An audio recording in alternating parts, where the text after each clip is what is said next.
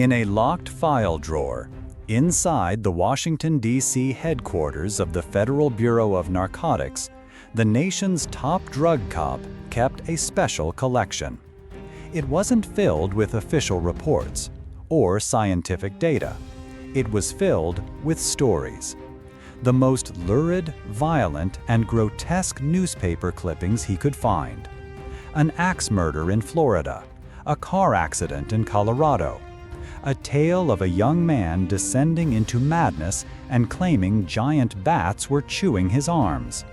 He called this his Gore File. And when he stood before Congress to demand a new kind of war, a war on a drug almost no one in America had heard of, he presented these stories as evidence. He presented them as truth. The man was Harry J. Anslinger, and his Gore File was the founding document for a war that has never ended.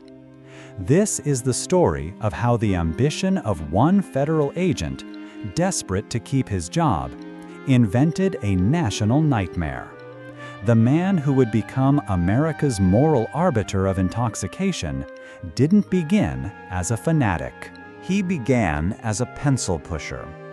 Harry Jacob Anslinger, born in 1892 in Altoona, Pennsylvania, was the embodiment of the early 20th century government man. Stiff collar, serious expression, a deep belief in order, process, and the authority of a federal badge. He wasn't a visionary, he was a manager. His early career was built on the defining federal crusade of its time, Prohibition. As an agent in the Treasury Department's various enforcement units, Anslinger wasn't on the streets kicking down speakeasy doors. He was behind a desk. He organized intelligence, managed agents, and coordinated efforts across the globe to disrupt the flow of illegal alcohol. He was good at it, disciplined, effective, and deeply ambitious. His ambition was helped along by a powerful connection. His wife's uncle was Andrew Mellon, one of the richest men in America and, more importantly, the Secretary of the Treasury. By 1930, Anslinger was a man on the rise. He was named the first ever commissioner of a brand new agency, the Federal Bureau of Narcotics, or FBN. But there was a problem. His new bureau was small. The drugs he was tasked with policing, heroin and cocaine, were seen as problems confined to the criminal underworld and marginal communities. They didn't capture the public's imagination or fear the way Al Capone and bootleg liquor did. And a much bigger problem was looming on the horizon. The great federal project of Prohibition was failing. The country was tired of it. The political winds were shifting. Everyone knew, deep down, that it was only a matter of time before the taps were turned back on. For a man like Harry Anslinger, a man whose entire career, prestige, and institutional power were built on Prohibition, this was an existential threat. What is a drug czar without a drug to be at war with? What becomes of your bureau when the nation's biggest vice is made legal again? He was in danger of becoming the commissioner of a forgotten backwater agency, a man presiding over an empty mandate. And Harry Anslinger was not the kind of man to accept irrelevance. He needed a new enemy, a new monster to slay that would make the public sit up and listen. A monster that would justify his bureau, his budget, and his power. On December 5, 1933, the 21st Amendment was ratified. Prohibition was over. For most of America, it was a day of celebration. For Commissioner Anslinger, it was the sounding of an alarm. His greatest fear had come true. His world had been thrown into chaos. His bureau, now completely overshadowed, faced budget cuts and obscurity. Sitting in his quiet office, surrounded by reports on opium seizures that few people cared about, he scanned the landscape of American society. He needed a new crusade. And that's when he found it. It wasn't heroin. It wasn't cocaine. It was a plant that had been grown in America for centuries. A substance used in a few niche communities, known by a slang name whispered in jazz clubs and dusty border towns: marijuana. To most of America, it was nothing. To the medical establishment, it was a minor irritant at worst. To Harry Anslinger, it was an opportunity. He had found his new monster. Now, he just had to convince the rest of the world that it was real. Anslinger's first challenge wasn't a drug cartel. It was public indifference. His second was the truth. In the early 1930s, marijuana simply wasn't on the national radar. A 1931 report from the Panama Canal Zone, where U.S. servicemen used it, concluded its effects were minor. The American Medical Association saw no cause for alarm. In fact, Anslinger himself had previously testified that the idea of marijuana driving people to violence was an absurd fallacy. But a bureaucrat facing extinction is a creative animal. Anslinger's war began not with raids, but with rhetoric. He opened his Gore File and got to work. He began a calculated, relentless propaganda campaign that would be one of the most successful in American history. He reached out to a powerful and willing ally, the press. Specifically, the newspaper empire of William Randolph Hearst, who already had his own reasons for demonizing cannabis and its cousin, hemp. It was a cheap competitor to the wood pulp he used for his paper mills. Soon, Hearst papers across the country were running sensational headlines, fed directly from Anslinger's office. Marijuana makes fiends of boys in 30 days.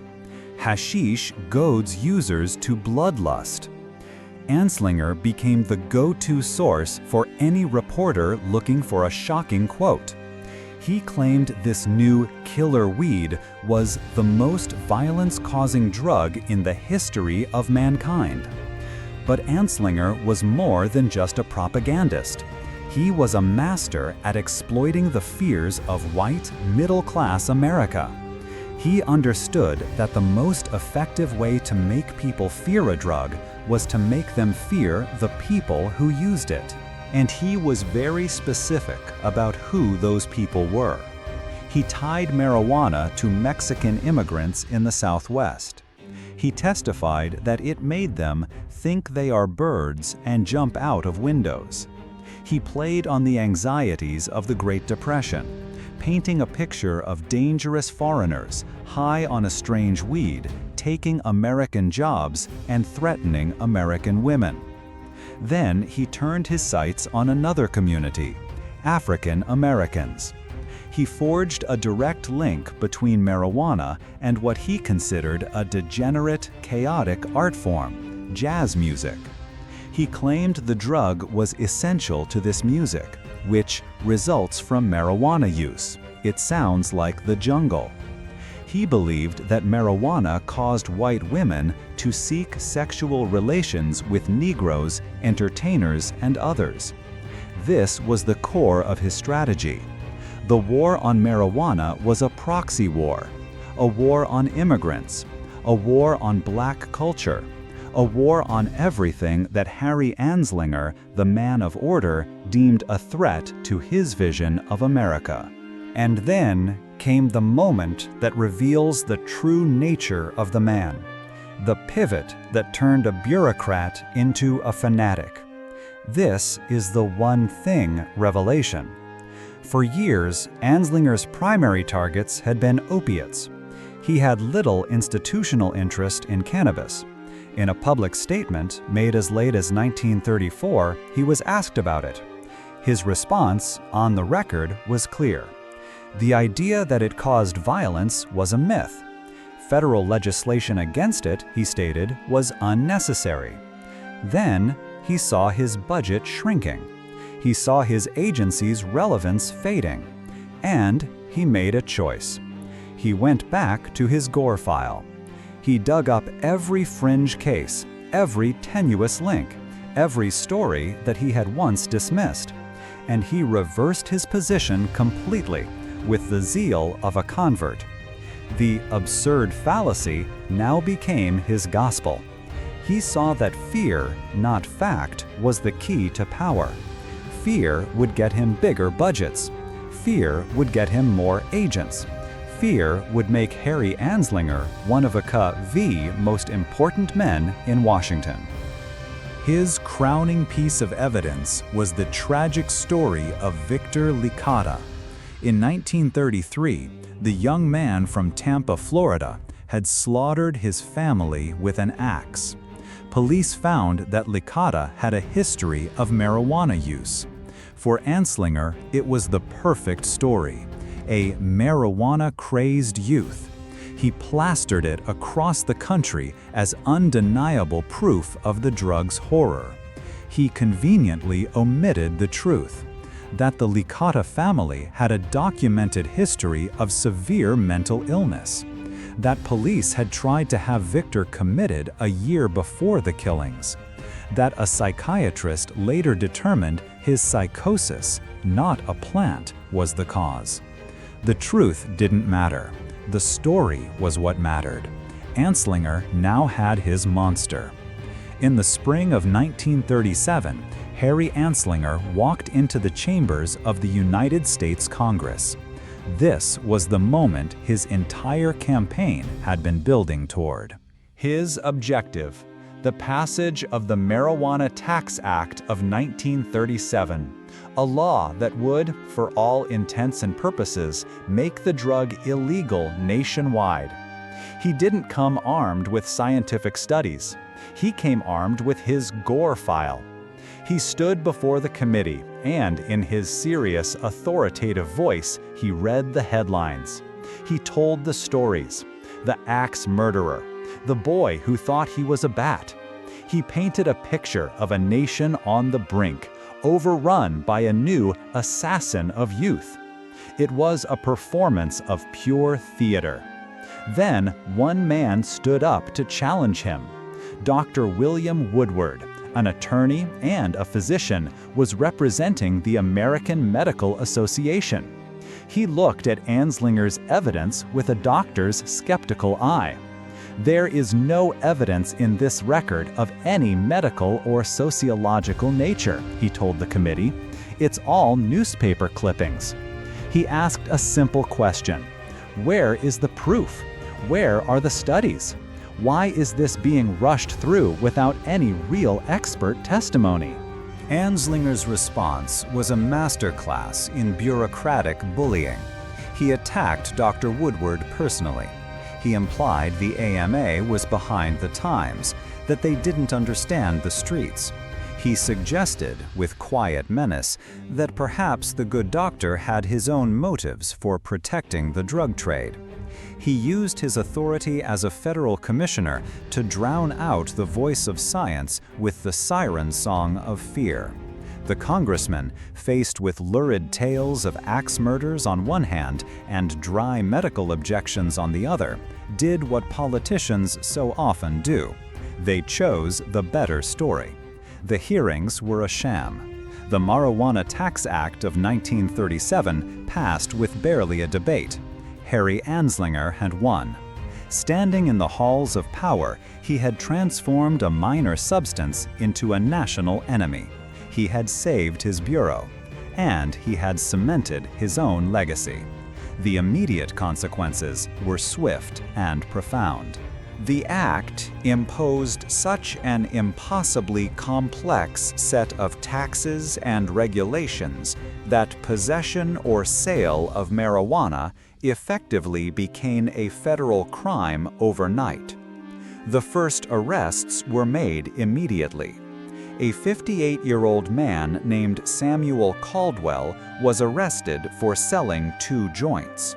For this, he was sentenced to 4 years of hard labor in Leavenworth Penitentiary. He died there a year later. He was the first casualty in Harry Anslinger's new war. Anslinger reigned as the unchallenged Czar of American drug policy for 32 years. He was an immovable fixture of the federal government, serving under 5 presidents. His Federal Bureau of Narcotics grew in size and power, its agents seen as paragons of moral rectitude. He used that power to settle personal scores. When the jazz singer Billie Holiday, a known heroin user, refused to stop singing the controversial song Strange Fruit, Anslinger made it his personal mission to destroy her. His agents hounded her, arrested her, and kept her under surveillance until her dying day, standing guard outside her hospital room to prevent her from receiving methadone. His influence went global. He was instrumental in shaping the United Nations international drug treaties, exporting his punitive, fear-based model to the rest of the world. The foundation he laid, the stories he told, the fears he stoked, became the bedrock of future policy. His Marijuana Tax Act was the direct predecessor to Richard Nixon's Controlled Substances Act of 1970, which officially classified cannabis as a Schedule I drug, alongside heroin, with no currently accepted medical use and a high potential for abuse. The reefer madness narrative Anslinger invented echoed through Nancy Reagan's Just Say No campaign.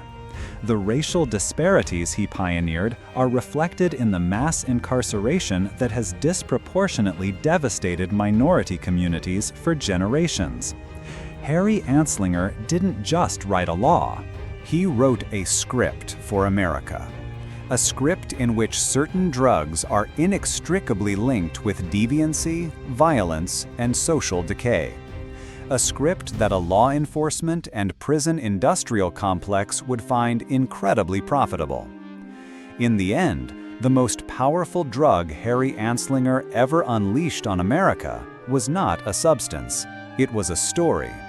A simple, terrifying, and profoundly effective story of good versus evil. He proved that if a story is told with enough authority, and if it confirms a country's deepest fears, it doesn't have to be true to change the world. He was a bureaucrat who became a king, building his empire on a foundation of lies. The war he started over 80 years ago, born from one man's personal ambition, continues to be fought today. And its prisons are still filled with people who are living out the last lines of a story that Harry Anslinger wrote. This file is now closed, but the archives are vast. To be the first to know when the next dossier is opened, subscribe to Federal Confidential and turn on notifications. In the comments below, let us know which secret story needs to be told next.